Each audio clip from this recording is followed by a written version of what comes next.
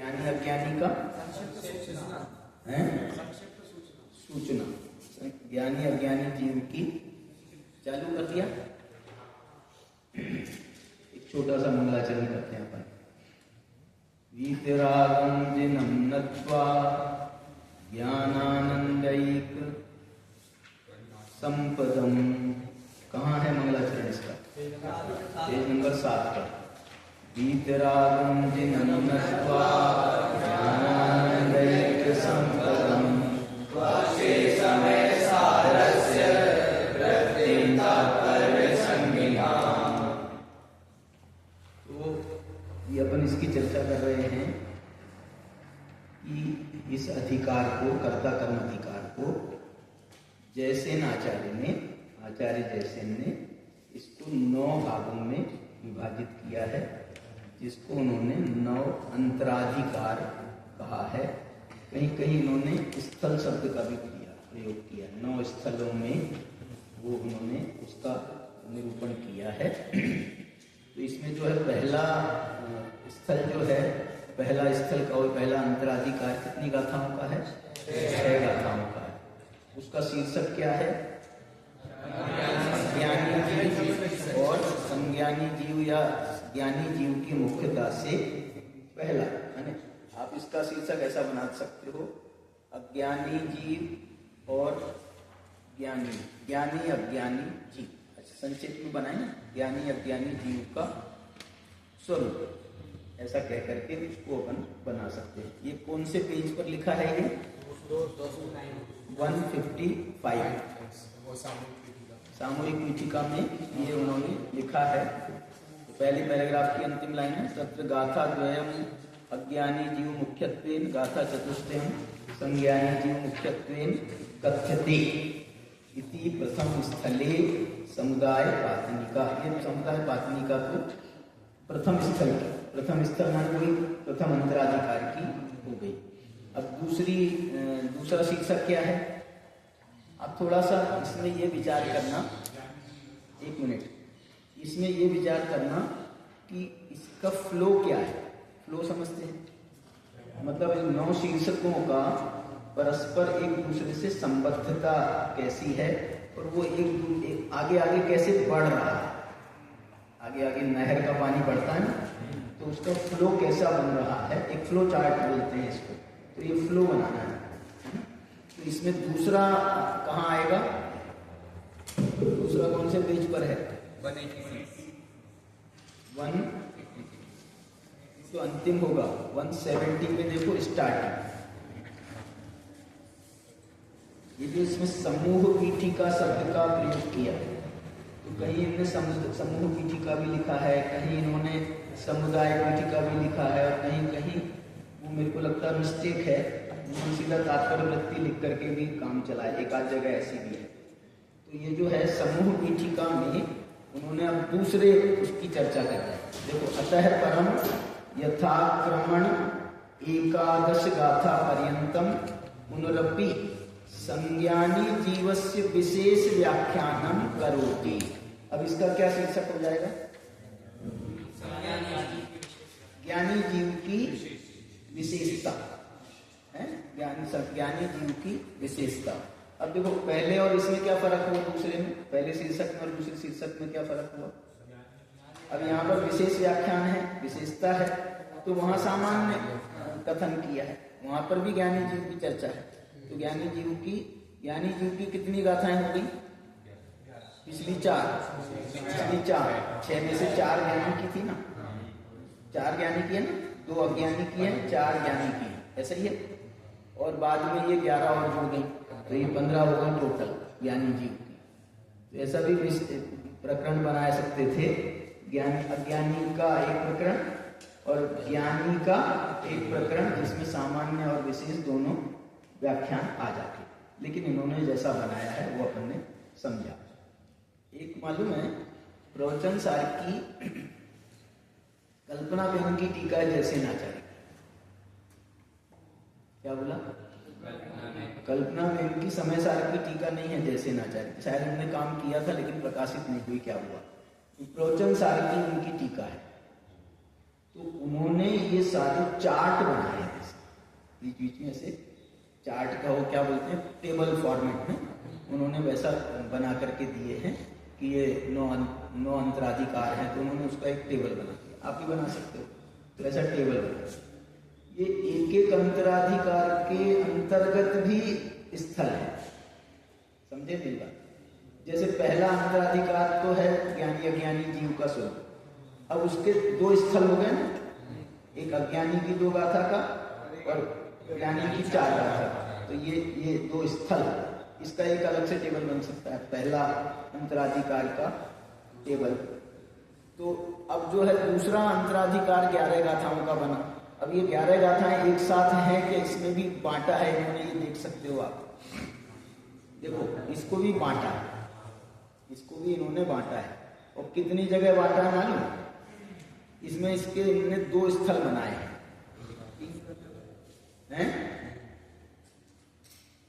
है ना, 2 स्थल के ज्यादा हैं, लेकिन इन्होंने जो इसको लिखा है ना उसमें उसके हिसाब से तो ज्यादा बन जाएंगे। देखो इसको कैसे समझना, कम्मस्य परिणामम इति मुख्यत्वेन सूत्रम एकम, एक ही हो गया। फिर दूसरा जो है नवी परिणामति इत्यादि गाथा त्रयम, ये 3 गाथाओं का एक स्थल हो गया। फिर कहा नवी परिणामति इति सूत्रम एकम, फिर जीव परिणाम इति गाथा त्रयम, फिर 3 गाथाओं का फिर से आगे 1 3 1 3, जो 8 हो गई गाथाएं। इसके बाद में निश्चय नयस्य इत्यादि सूत्रम एकम, ऐसे 5 स्थल में ये 11 गाथाएं 5 स्थल में बटी, समझ गए? तो ऐसे जो है इसमें ये अमृतचंद्राचार्य ने तो नहीं किया है ये काम, लेकिन जैसे आचार्य की टीका में ये काम विशेष रूप से दिखाई देता है। अभी हमारे पास में प्रभाचंद्राचार्य की टीका है, उन्होंने भी नहीं किया, लेकिन जैसे आचार्य ने इस काम को बहुत व्यवस्थित करने की कोशिश की। मैंने ये जो टीका लिखी है उन्होंने तात्पर्य वृत्ति, उस टीका में उन्होंने उसको बहुत व्यवस्थित काम किया है, लेकिन ये जैसे आचार्य की अपनी विशेषता है। कल हमने एक वो है ना अपने मंथन जी के पास में एक किताब है, सोलापुर, क्या नाम, सोलापुर में कुंभोज बाहुबली की वो एक ब्रह्मचारी सुजाता जी थी, उनने अभी दीक्षा ली, शुद्धोन्मति माता जी, उन्होंने आचार्य जयसेन की टीकाओं पर पीएचडी की। ये जो विशेष रूप से तीनों ग्रंथों की टीकाओं पर उन्होंने पीएचडी किया, तो उनकी क्या विशेषताएं हैं वगैरह वगैरह, वो उसमें से अपने को थोड़ा देखने को मिल सकता है। हमारी और उनकी पीएचडी एक साथ हमने रजिस्टर की थी, और उनने उनके भी और हमारे भी जो गाइड हैं वो वीर सागर जी, लाल बहादुर शास्त्री जो उनका यूनिवर्सिटी है दिल्ली में, उससे हम दोनों ने रजिस्ट्री की थी, रजिस्टर्ड की थी पीएचडी। उनकी जल्दी हो गई थी, 2004 में हो गई थी, हमारी 2006 में हो गई थी। अब उसकी कहानी नहीं सुना रहा, अपन आगे चलते हैं। चलो अब ये तो है ना, मैं 9 अध्याय 9 शीर्षक तो देखना चाहता हूँ, अपन अंतर्गत स्थलों को बाद में देखेंगे। तीसरा स्थल कौन सा है और कितनी गाथाओं का है? 25 गाथाओं का। इसका आपको कहाँ मिलेगा? इसका विवरण 180 पर मिलेगा। हाँ, कौन सी गाथा? 84 के बाद आएगा ये 188 पर देखो। अब इसका तीसरे का शीर्षक तुमने क्या लिखा बताओ? तो द्विक्रियावादी के पूरा व्याख्यान चलेगा 25 गाथा पर्यंत। अब देखो एक बात बताना आपको चाहता हूँ, सामान्य से मैं आपसे वैसे पूछूं कि भैया द्विक्रियावादी की गाथा बताओ, तो आप वो जो है ना गाथा नंबर 84 शायद है या 86, तो हम बोले क्योंकि द्विक्रियावादी शब्द का प्रयोग है उस गाथा में, तो 2 गाथाएं हैं द्विक्रियावादी जहाँ पे शब्द का प्रयोग है, तो हम समझते हैं कि द्विक्रियावादी की गाथा तो बस वही है, 2 गाथाएं। लेकिन इन्होंने जैसे आचार्य ने वो द्विक्रियावादी प्रकरण को 25 गाथाओं तक ले गए। कहां से? ये 86 से, 86 से है ना, 85 से शायद, 85 से हैं 86 तो अगली है, 85 में देखो ना, ये 85 गाथा से इन्होंने माना है। लड़ना नहीं मेरे से। 85 गाथा में देख लो, सब गाथा में गाथा पढ़, विक्रियावादी शब्द है गाथा में, तो फिर क्यों लड़ रहा है? अच्छा ये लड़ रहा है, चलो मैं किसी दूसरे से लड़ रहा हूँ।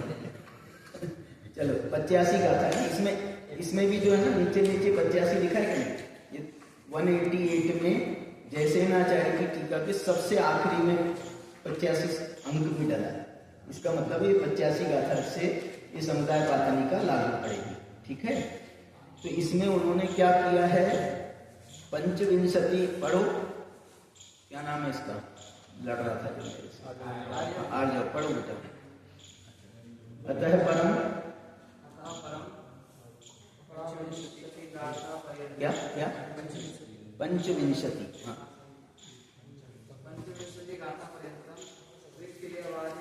देखो बेटा ध्यान से, हाँ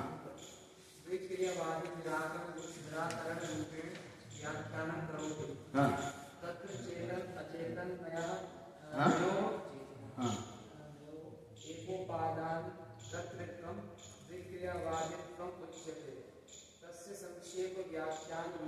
वो ठीक है, वो इसका विस्तार किया उन्होंने। 25 गाथाओं को कितने स्थल में बांटा है, उस 3 स्थल लिख रहे हैं, क्या लिख रहे हैं, इन्होंने स्थल में इसको बांटा है। वो जो है ना एक एक स्थल के भी और विस्तार भी करते हैं।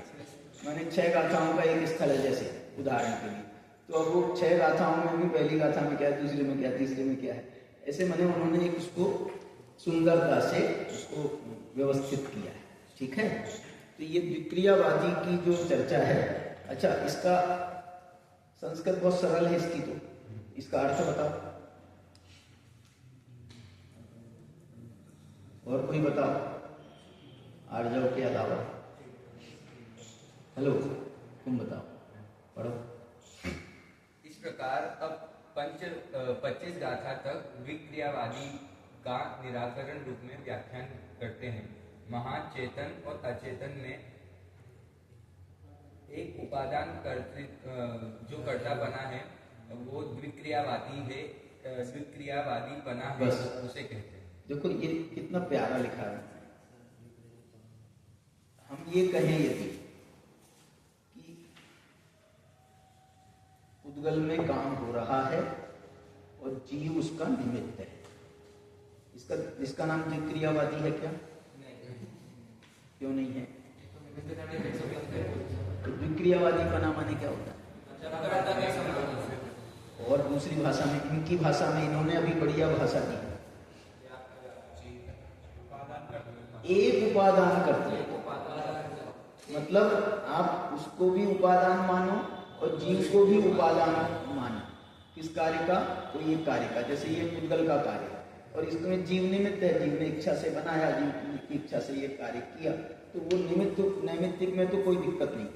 लेकिन हम ये कहें इसका उपादान उद्गल भी है और इसका उपादान जीव भी है, तो द्विक्रियावादी बना है।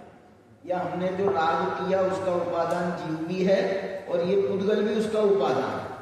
उद्गल निमित्त है, जीव का परिणाम उपादान है, इसमें कोई दिक्कत नहीं, समझ गए? तो द्विक्रियावादी जो है किसे कहते हैं? सामान्य से परिभाषा बताओ। सामान्य, ये तो यहाँ जो एक उपादान वाली होगी चर्चा, आप दूसरी बात पूछ रहा हूं। द्विक्रियावादी 2 तरीके से बताया गया है। 2 तरीके बताओ। जब एक द्रव्य को 2 काम कराए जाए, एक द्रव्य से 2 काम कराए जाए, तो इसका नाम भी द्विक्रियावादी माना गया। और या एक काम को 2 द्रव्य करें मिलकर के, तो इसका नाम भी द्विक्रियावादी का। 2 प्रकार से द्विक्रियावादी का कथन आता है। कौन से बताए 2 प्रकार? बोलो बोलो। क्रियावादी बताया था। हमने 2 प्रकार अभी कौन से बताए?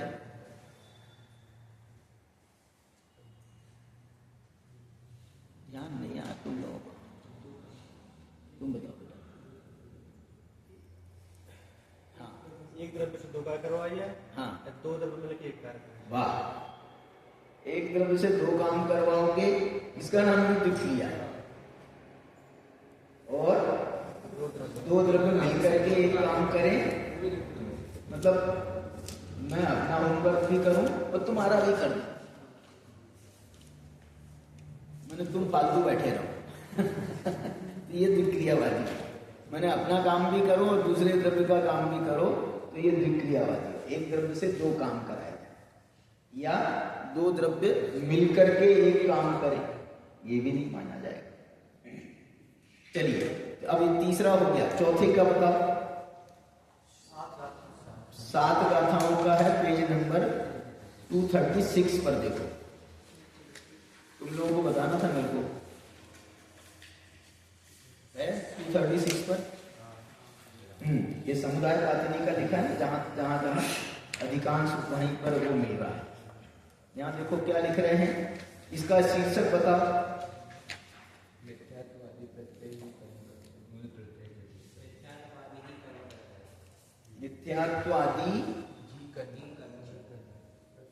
मिथ्यात्वादी प्रत्यय ही कर्म के करता है, कर्म बंध के करता है, ऐसा कह सकते हैं। इन्होंने क्या लिखा है, पढ़ो इसको, तुम पढ़ो बेटा। कौन पढ़ रहा है? हाँ तुम पढ़ रहे हो। हाँ।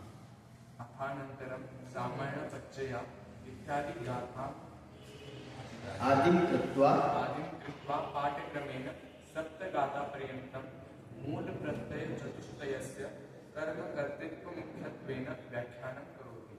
हाँ, क्या है, बस इतने में ही हो जाएगा ना, बाद में तो फिर आगे आगे का बढ़ जाएगा। 7 गाथाओं की उत्थानी का क्या बनाई इन्होंने, पढ़ो इसका अर्थ करो। अथानंतरम, हाँ इसके बाद सामान्यपच्चय इस गाथा से हाँ आदि गाथा, इस गाथाम आदिम कृत्व, क्या मतलब हुआ, इस गाथा को आदि में करके, मतलब इस गाथा से प्रारंभ करके, आदिम कृत्वा पाठक्रमेण, पाठक्रम से 7 गाथा पर्यंत मूल प्रत्यय चतुष्टयस्य कर्म कर्तृत्व मुख्यत्वेन व्याख्यानं करोति। मूल प्रत्यय चतुष्टय, इसका मतलब क्या है? मूल प्रत्यय चतुष्टय क्या है? मिथ्यात्व, अविरति, प्रमाद छोड़ो। प्रमाद छोड़ो माने मैं तुमको उपदेश नहीं दे रहा था कि प्रमाद छोड़ करके बोल, प्रमाद को इसमें प्रत्यय नहीं माना। समय सार आदि, मेरे अंदाज से घूमट सार में भी इसको प्रत्यय नहीं माना, या माना है, घूमट सार में माना है। लेकिन जो प्राचीन जो धवला में नहीं माना, मतलब उसमें नहीं माना है, 4 ही प्रत्यय माने। कौन कौन से? मिथ्यात्व, अविरति, कषाय और योग, ये 4 को प्रत्यय माना है कर्मबंध का। ये तत्वार्थ सूत्रकार ने 5वां प्रत्यय विशेष रूप से डाल दिया। तो अब इसके बाद में घूमट सार बाद में लिखा गया, तो उन्होंने उसको अपनाया शायद, है ना। लेकिन मूल जो प्राकृत के ग्रंथ हैं, समय सार आदि और उधर सचखंडा ग्रंथ, उनमें 4 ही प्रत्यय बने। 5 प्रत्यय की परंपरा तत्वार्थ सूत्र के बाद चालू। तो ये जो है, इन्होंने 4 प्रत्ययों को कर्म कर्तृत्व मुख्यत्व, क्या मतलब? कर्म के कर्ता। कर्म के कर्ता माने, मैंने अभी पहले एक शब्द का प्रयोग किया था, कर्म के कर्ता क्या होता है? कर्म बंध के कर्ता, स्पष्ट करने के लिए, क्योंकि वहां पर तत्वार्थ सूत्र में भी कर्म बंध के 5 कर्ता माने दिए, मिथ्यात्व, अविरति, प्रमाद, कषाय, योगा, बंध, हेतवाह, बंध हेतु, समझ गए ना, कर्म बंध के हेतु हैं। तो इस प्रकार से ये हुआ, कौन सा स्थल हो गया ये? चौथा। अब 5वें स्थल पे चलो। 5वां स्थल है 246 पर। बहुत बढ़िया, चलो तुम पढ़ो बेटा। हाँ, अब देखो ये 4 का फ्लो चार्ट बनाओ, जो 4 में शीर्षक हो गए। पहला शीर्षक अज्ञानी ज्ञानी वाला, दूसरा ज्ञानी की विशेषता वाला, तीसरा विक्रियावादी। अब ये विक्रियावादी जो है, ये ज्ञानी वाला है कि अज्ञानी वाला है? ये अज्ञानी जैसे उन्होंने ज्ञानी की विशेषता बताई थी, अब वहाँ अज्ञानी की दो गाथाएं थी सामान्य, अब उसकी विशेष रूप से गाथा बताने के लिए ये विक्रियावादी का प्रकरण लिया। और इसमें कौन सी बात आई, कितनी गाथाएं हैं इसकी? विक्रियावादी की 25 गाथाएं और उसकी ज्ञानी की मुख्यता वाली विशेषता वाली 11 गाथाएं, ठीक है ना। अच्छा, अब इससे कौन सी अगला शीर्षक क्या बना है? कर्मबंध के कर्ता, यही है ना अगला शीर्षक। तो ये कर्मबंध के कर्ता कहां से आ गया? ये वो विक्रियावादी जो है मिथ्या दृष्टि था ना, विक्रियावादी मिथ्या दृष्टि, तो वो उसकी मान्यता मिथ्या है, पहले ये बताया। इसके बाद में उन्होंने फ्लो में ये बताया है कि ये मान्यता इसकी मिथ्या है और इसी कारण से कर्मबंध इसको होता है। और उसके सहयोगी जो है दूसरे प्रत्यय भी बता दिए, अविरति, प्रमाद, कषाय और योग, जो दूसरे भी हैं वो भी जोड़ के बता दिए। मालूम है, समय सार की दृष्टि से यदि बात करेंगे ना, तो इसमें जो अविरति है, इसमें जो कषाय है और इसमें जो योग है, ये अपन विशेष रूप से बाद में समझेंगे।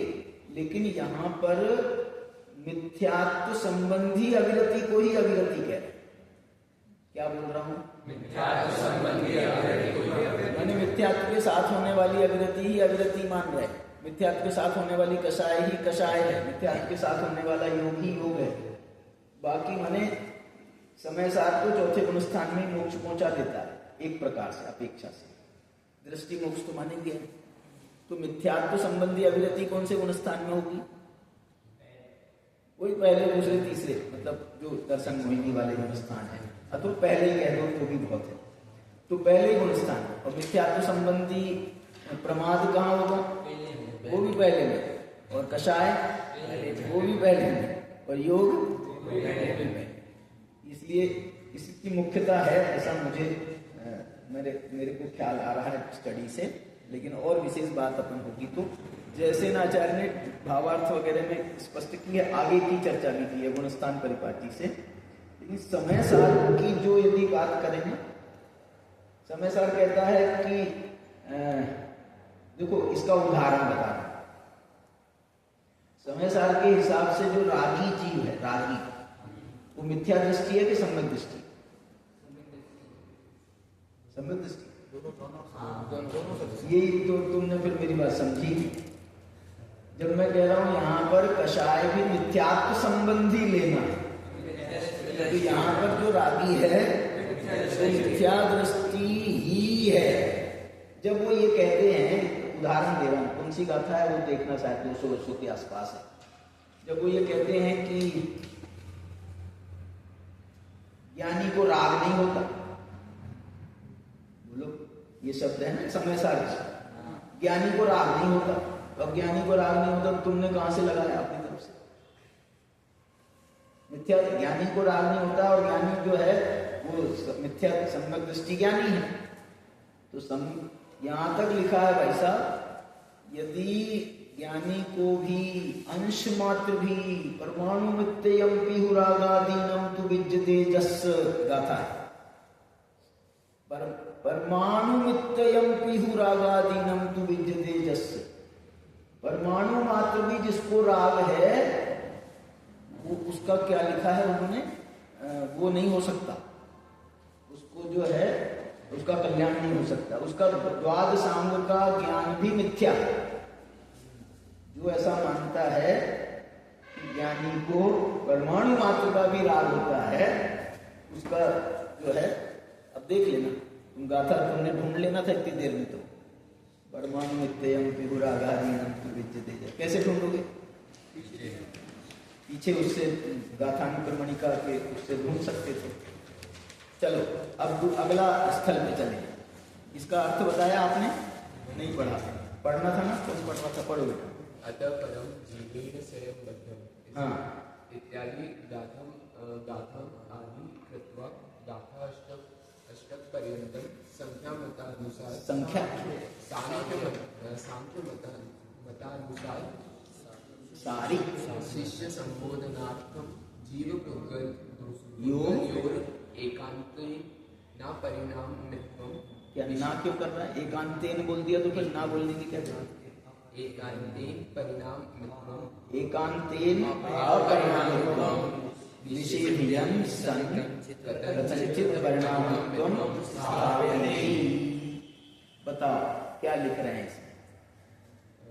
इस ये जो गाथा है जीवेंद्र स्वयं मतलब इसमें बताया कि जो इनके साथ जो तो अनुवाद 8 करो। गाथा है अनुवाद करो। अतः परम अतः परम माने यहाँ इसके बाद से हाँ।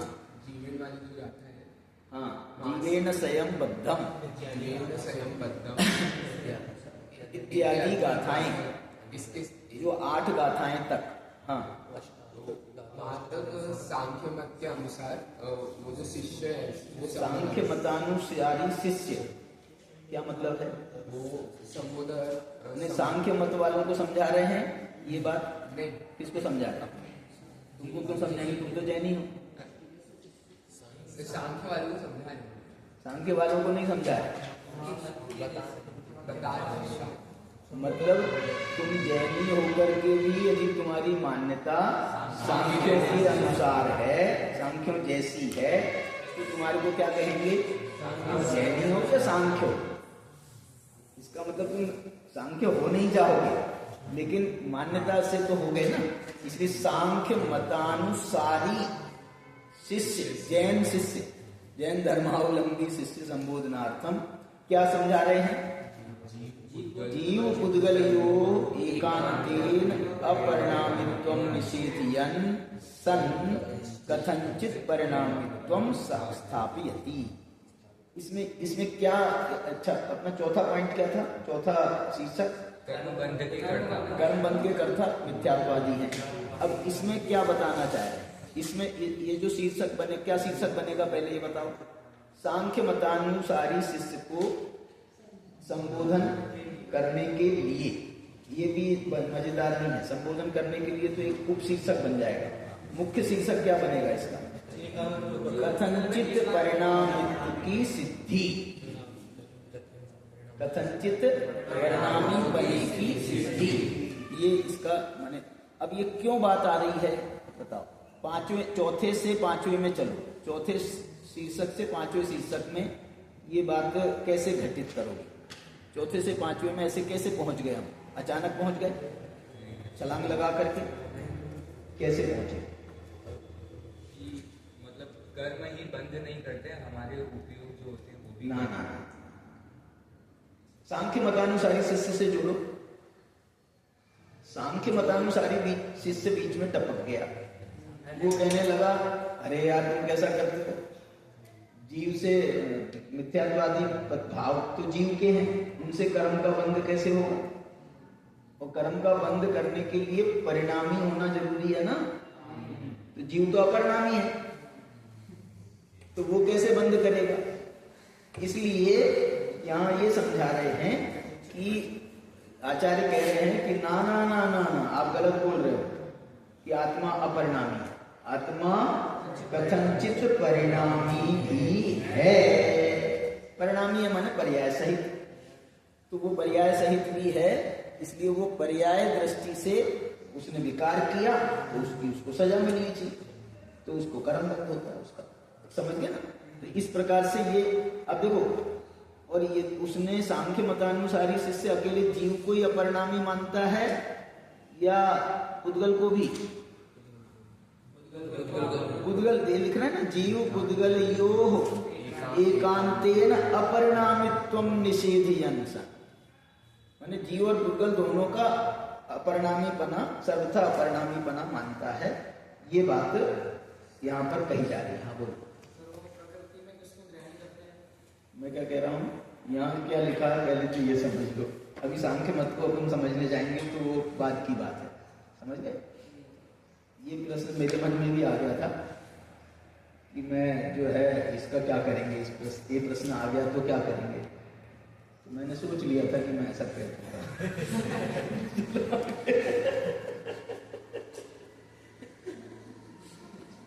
मेरे अंदाज से वो लोग जो हैं उसको भी अपरिणामी मानते हैं। आचार्य लिख रहे हैं, आचार्य ने स्पष्ट लिखा ना, सांख्य मतानुसारी शिष्य संबोधनार्थम। तो आचार्य कह रहे हैं ना, लेकिन उनके यहाँ 25 तत्व माने हैं। मुख्य रूप से तो उन्होंने जीव को ही अपरिणामी माना है।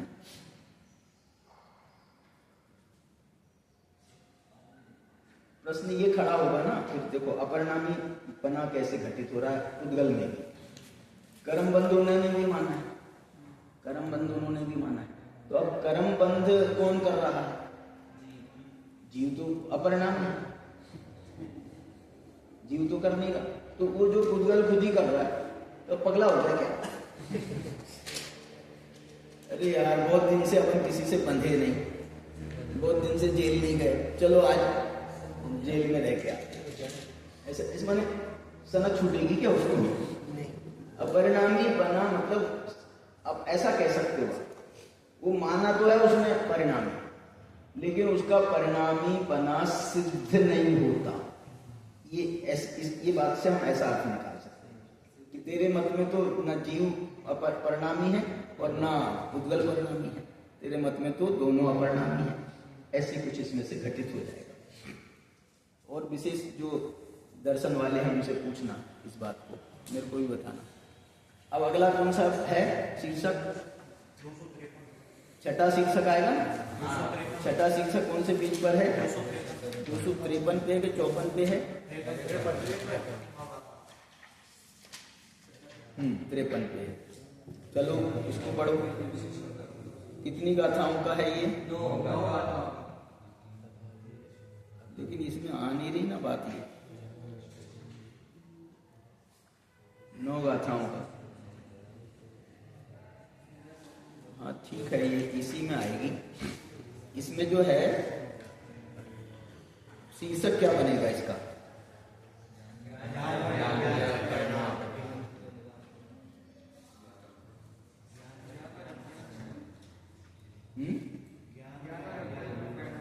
ज्ञान और अज्ञान का।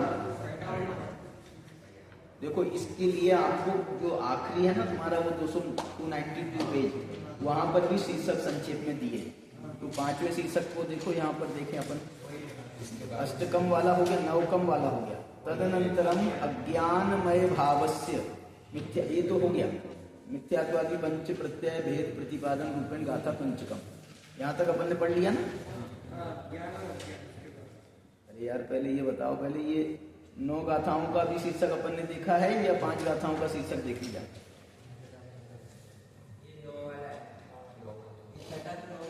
छठा वाला 9 वाला था ना? तो अब इसके बाद में 5 वाला देखना है अपने को। तो 5 वाला जो है वो ये कह रहे हैं, अब अज्ञान में जो मिथ्यात्वादि पंच प्रत्यय हैं उनके भेद का प्रतिपादन करने वाली। 5वां वाला देखा है, 5वां अंतराधिकार देखा है। ये 5वां है। अब 9 गाथाओं वाला देखना, छठा देखना 9 गाथाओं वाला। 5 देखे अपन ने, अभी छठा देखना। हाँ, तो ज्ञान में और अज्ञान में परिणाम कथन मुख्यतया गाथा 9 का। ज्ञान में परिणाम कैसे होते हैं और अज्ञान में परिणाम कैसे होते हैं, इसके लिए 9 गाथाओं का प्रकरण है। ज्ञान में और यहाँ पर दिया है क्या इस बात को? 253 पे दिया है। कहाँ लिखा है बताओ? नीचे से सेकंड लाइन। इदानीम। हाँ,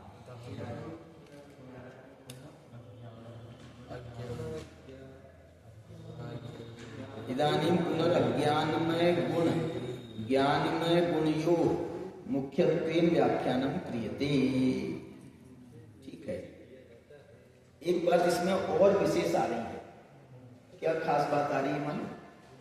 ये बताओ मेरे को, इन्होंने ये 2-3 जगह लिखा है इस बात को कि पुण्य पापादि सप्त पदार्था नाम लिख रहे हैं ना ये। इसके पहले भी लिखा पुण्य पापादि सप्त पदार्था नाम। इसके लिए उन्होंने एक और शब्द का प्रयोग किया है, वो आपको मैं बताऊं जरा। देखो जो बिल्कुल स्टार्टिंग 155 नंबर का पेज निकालो। अपन ने कल 3 लाइनें पढ़ी थी इसकी, 155 की पढ़ी थी 3 लाइनें। समुदाय पातनी का तृतीय अधिकारी समुदाय पातनी का यहाँ तक पढ़ा था। इसके बाद का पढ़ो बेटा तुम, उसको पीछे वाले। हाँ हाँ पढ़ो। अज्ञानी अथवा अथवा से 155 पर तीसरी लाइन। हाँ, अथवा जो खलु संसारत्थो जीवो इत्यादि गाथा त्रयेण पुण्य पापादि शब्द पदार्थः जीव पुद्गल संयोग परिणाम निवृत्तः न च शुद्ध निश्चयेन शुद्ध जीव स्वरूपमिति पंचस्तिकाय प्रावत्ते यत् पंचास्तिकाय प्रावृत्ति डबलता क्यों लगा रहा है? प्रावत्ते यद पूर्वं संक्षेपेण व्याख्यातां व्याख्यातां ताम क्यों व्याख्यातम? देखो, एक काम करो, यदि थोड़ा सा अपने को अखंड पढ़ने में तकलीफ है ना, तो आपको संधि विग्रह करके आप पढ़ सकते हो, लेकिन संधि विग्रह करने के लिए आपको संधि विग्रह करना आना चाहिए। हाँ, बोलो। तस्य एव इदानीं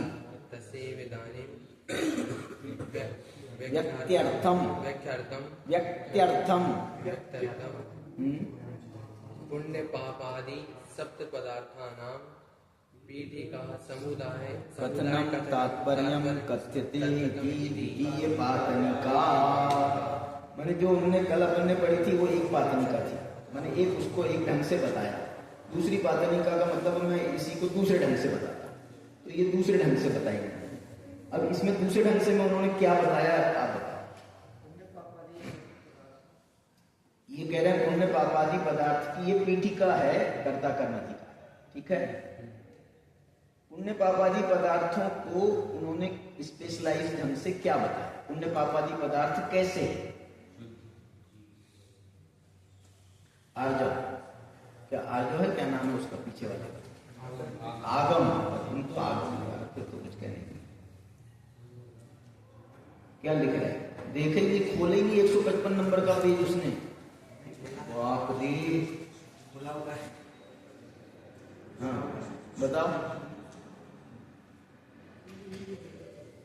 स्पेशलाइज ढंग से 7 पदार्थों की का व्याख्या उन्होंने क्या बताई है, स्पेशलाइज्ड बोल रहा हूं मैं।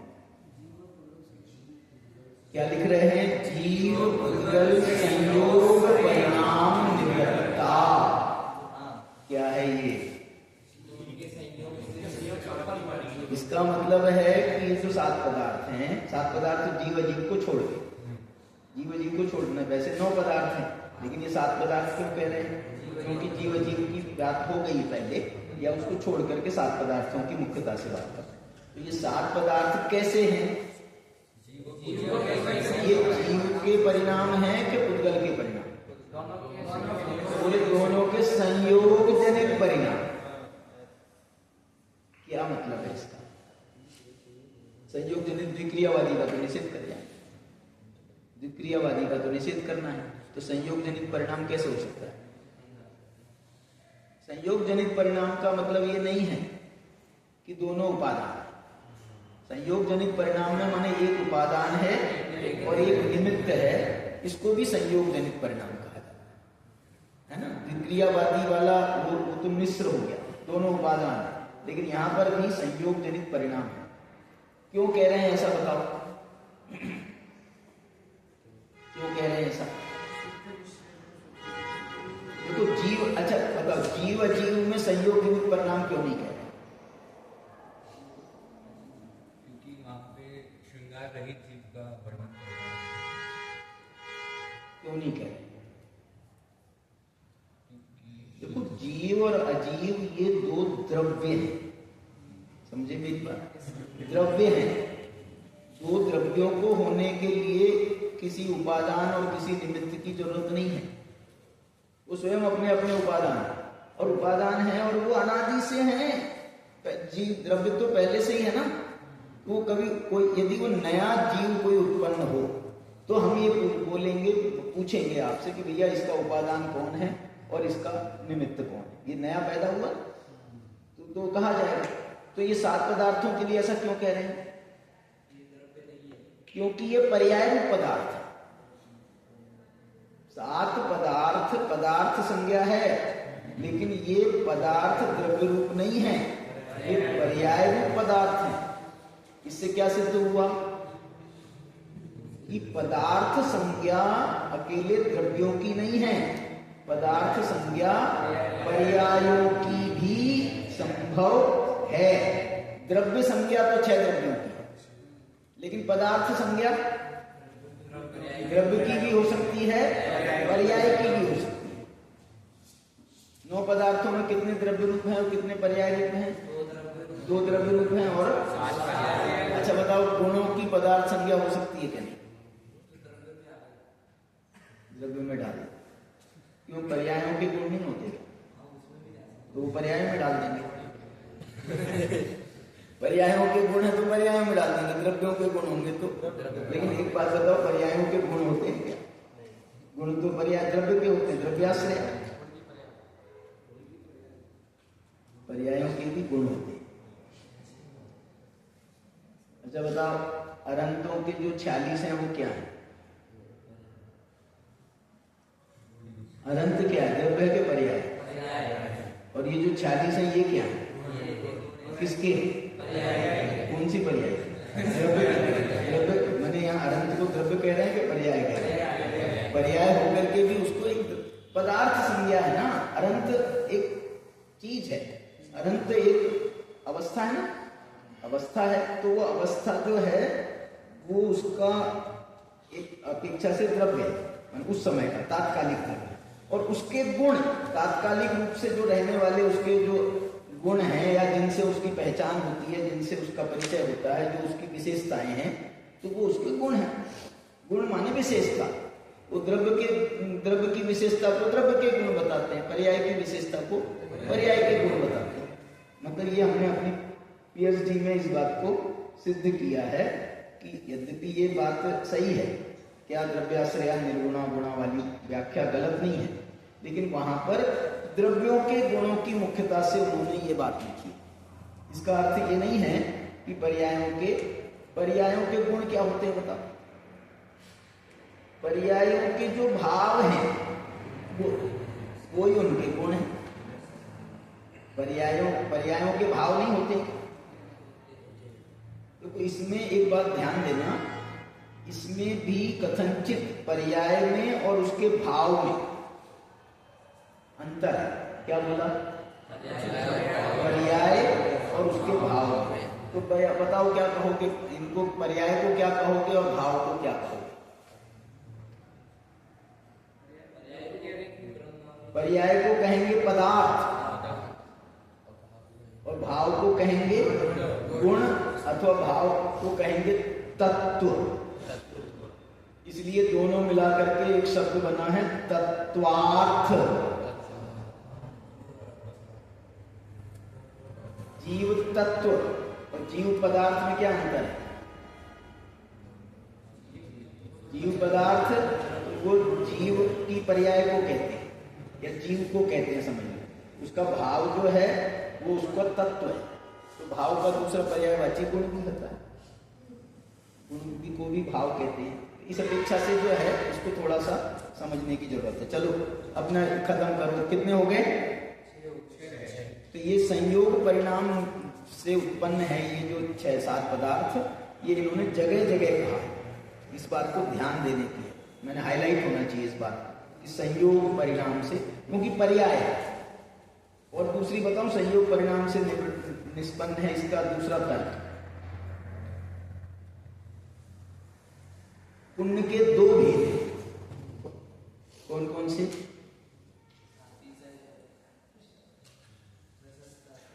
जीव उद्गल की व्याख्या, संयोग परिणाम निष्पन्न से अर्थ बताओ। वो वाले 2 भेद बताओ। एक द्रव्य पुण्य और एक भाव पुण्य। तो द्रव्य पुण्य के निमित्त से भाव पुण्य होता है, तो इसलिए संयोग परिणाम उत्पन्न। तो ये जो है द्रव्य और पर्याय में, ये जो है ये पर्याय में घटित होता है। पर्याय नहीं उत्पन्न हुई तो उसका उपादान कौन है और उसका निमित्त कौन है? पर्याय नहीं उत्पन्न हुई आश्रव की, जीव में उत्पन्न हुई तो भावाश्रव कहलाता है। और भावाश्रव है उसका निमित्त कौन है? तो द्रव्याश्रव उसका निमित्त है। तो इसलिए जो है ये संयोग परिणाम से निष्पन्न का ये अर्थ है। अच्छा, पांचवा हो गया अपना कि छठा हो गया? अब सातवां निकालो। 272 268 आएगा। 268 हैं? 58 है कि 68 है? 58 होगा, 68 है शायद। 68 हैं? 68 है ना? हाँ, देखो इसमें जो है इन्होंने समुदाय पातनी का लिखना था, उसकी जगह इन्होंने तात्पर्य वृत्ति लिख दिया, ऐसा लग रहा है मुझे।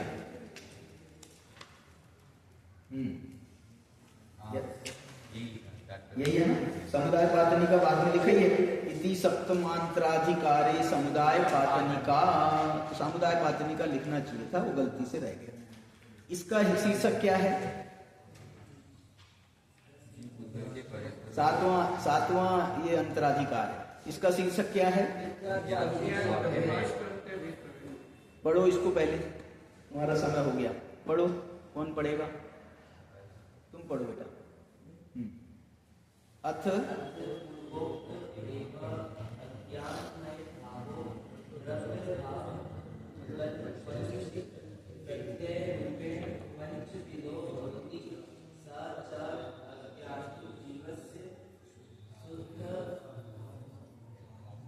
शुद्धात्मा एव उपादेय, वो आना चाहिए फिर, शुद्धात्मा वो उपादेय।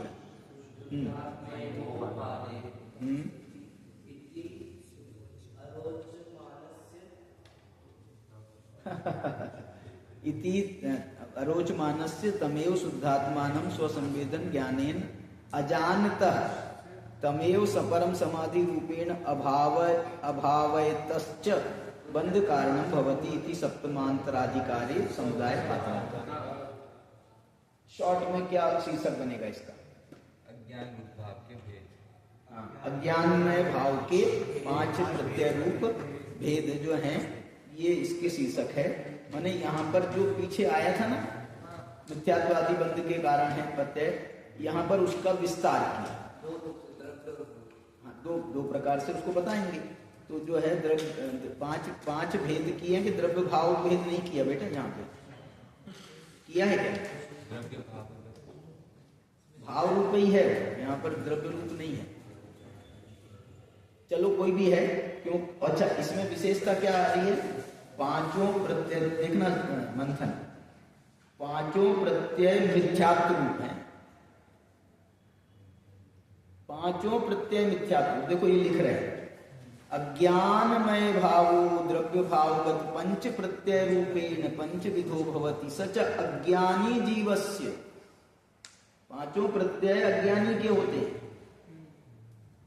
मिथ्यात्व भी अज्ञानी का, अविरति भी अज्ञानी की, प्रमाद भी अज्ञानी का, समझ लो। यहाँ पंच प्रत्यय लिया तो यहाँ पे तो अज्ञानी अपने को लेना ही पड़ेगा 5 प्रत्यय में, लेकिन यहाँ पर 5 प्रत्यय दूसरे भाषा में है। 5 प्रत्यय जो है ना वो मिथ्यात्व अविरति प्रमाद वाली भाषा में नहीं है। कौन सी गाथा है ये? 132। देखो, अच्छा इसमें एक और खास बात है। देखो इसमें मालूम कौन से 5 प्रत्यय हैं? एक है अज्ञान अज्ञान को अलग लिया, मिथ्यात्व को अलग लिया, फिर असंयम को लिया, फिर कषाय को लिया, फिर योग को लिया। प्रमाद यहाँ भी नहीं है, प्रमाद यहाँ भी नहीं है, पंच प्रत्यय। ठीक है, ये हो गया अपना 7वां। 8वां देखिए, 8वां 3 गाथाओं का है। 272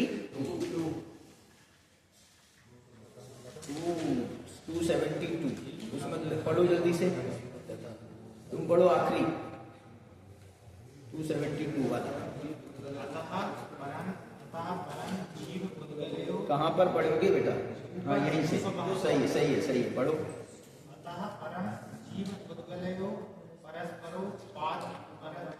परस्पर उपादान कारण निषेध मुख्यत्वेन गाथात्रयम् इति अष्टमांतराधिकारे समुदाय पातनी। यहाँ ये कह रहे हैं तो परस्पर उपादान कारण निषेध मुख्यत्व, वो जो बात चल रही थी अपनी उपादान नहीं है दोनों, वहाँ कहाँ आई थी बात, विक्रियावादी।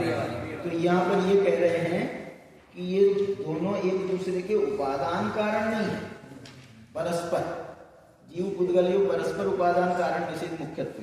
तो इसमें जो है इसका शीर्षक बन जाएगा कि जीव पुद्गल के उपादान परस्पर उपादान कारण की का निषेध। ठीक है।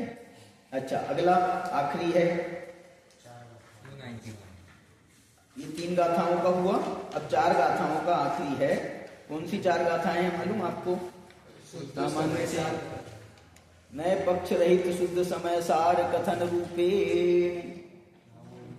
नए पक्ष का निषेध करने वाली गाथाएं हैं ना, तो नए पक्ष का निषेध करने वाली और शुद्ध समय सार का कथन करने वाली 4 गाथाएं हैं। उसकी बात है, वो 273 में है 4 गाथाओं का। पढ़ो पीछे सबसे आखिरी। इसने पढ़ा था क्या पहले? पढ़ो बेटा। अथानंतरम व्यवहारेण बद्धो निश्चयेन बद्धो पक्षपातेन स्वीकारेण रहितं शुद्धद्वारेण परं भावग्राह्येन शुद्धद्रव्यार्चनेन पुण्यपापादि पदार्थेभ्यो भिन्नं शुद्धसमयसारं गाथा चतुष्टये कथयतीति नवमोऽन्तराधिकारे।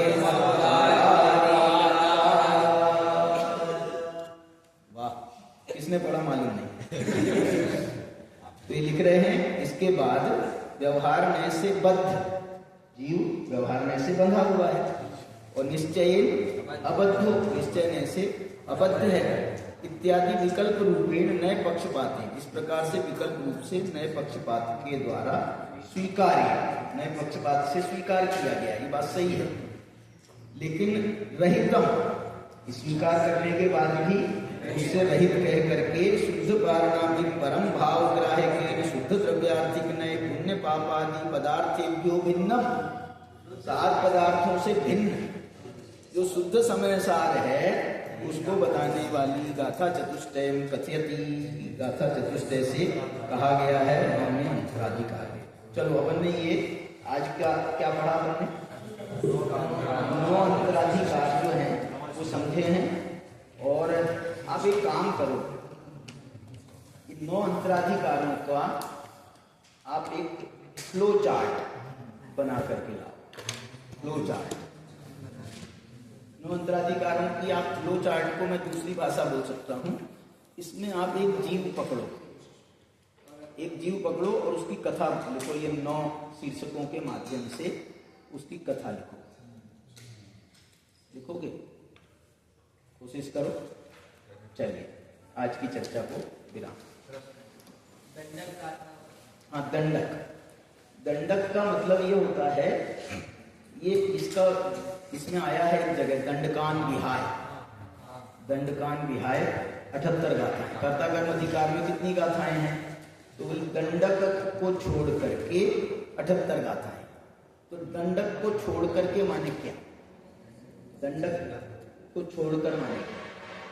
दंडक कहते हैं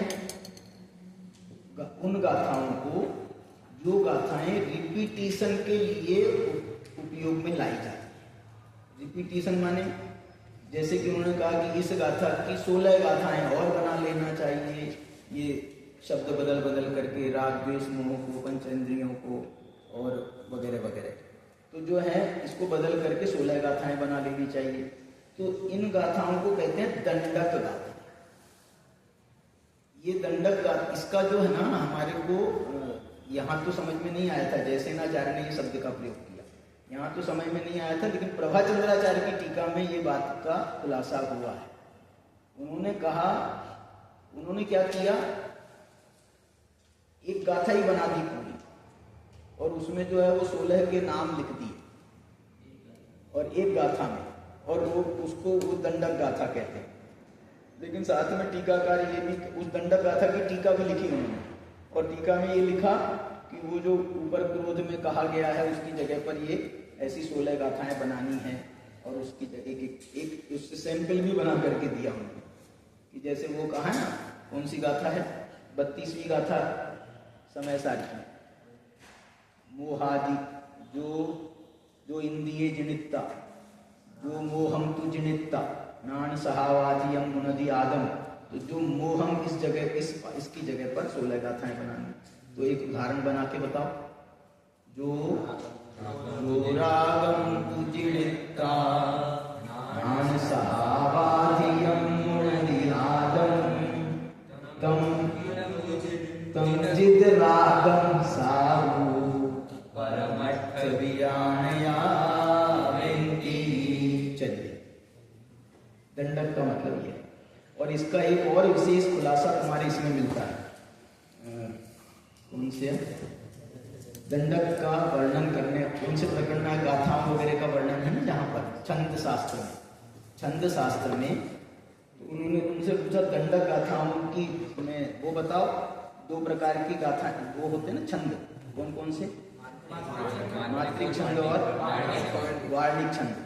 तो दंडक गाथा वार्णिक छंद में है कि मात्रिक छंद में? तो उन्होंने उसमें कुछ खुलासा किया है। 2 जगह अलग अलग खुलासा मिला। एक जगह मिला कि जहां पर मात्राओं की संख्या, जिस गाथा में, जिस छंद में मात्राओं की संख्या 24 से लेकर 99 तक हो सकती है। कोई फिक्स मामला नहीं है। 24 से लेकर, मैंने दंडक आपको यदि 25 दंडक वो बताने ऑप्शन, तो अब एक ही गाथा में बताओगे तो 25 लिखोगे तो कोई गाथा छोटी सी बनेगी। 12, 15 और 12, 18 मात्राओं वाली तो वो तो नहीं बनेगी। तो बोले नहीं, हम इसमें छूट दे रहे हैं आपको, तुम कितनी मात्राएं रख सकते हो। ऐसे करके उन्होंने 24 से 99 का एक फार्मूला दिया और एक फार्मूला और दिया था कि 24 से ज्यादा कितनी भी रख सकते हो, ऐसा करके। चलो